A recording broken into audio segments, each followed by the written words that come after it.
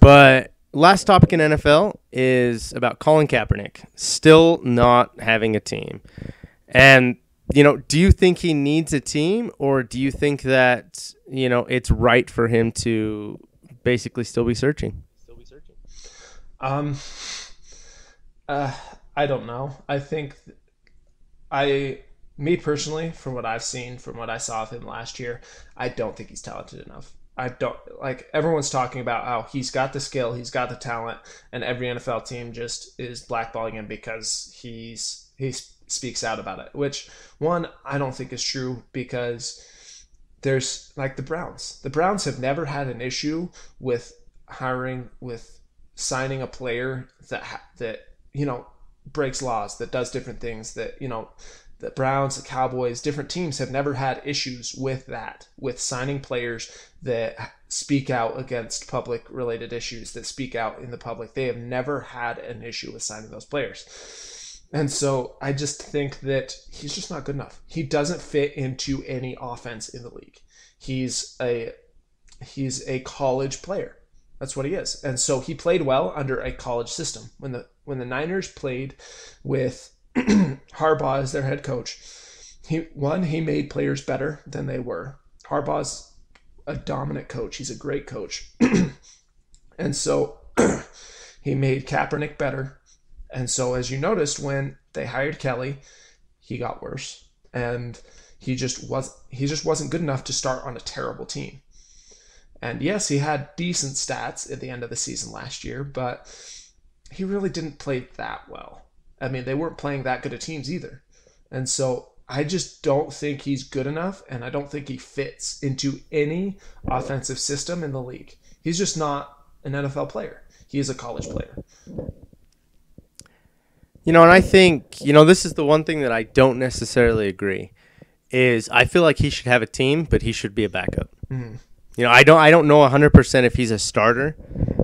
Shannon Sharp the other day stated on Undisputed that the Ravens should sign him now that Joe Flacco's been injured. I don't know if he fits their team. I don't know a lot. But I think he does have the skills to play in the NBA, but not to be a star. Mm-hmm. I think that being mobile will help a little bit, especially as a backup.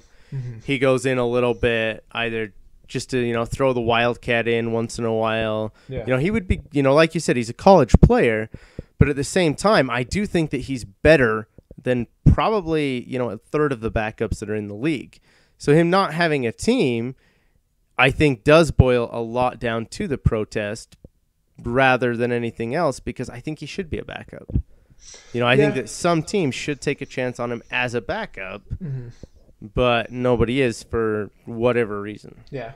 And I understand that. And I see where you're coming from. And for me, I think from what I'm seeing at least, is it boils down to the system. I mean, team systems just aren't built for a player that is as mobile as he is. And, as the last 2 years have shown, he's not as willing to run outside the pocket as he was when Harbaugh was the coach. He doesn't scramble as much as he did when Harbaugh was the coach, which made him a better player, which made him better because when he was willing to scramble, when he was willing to run outside the pocket and make plays, he did well. He did decently.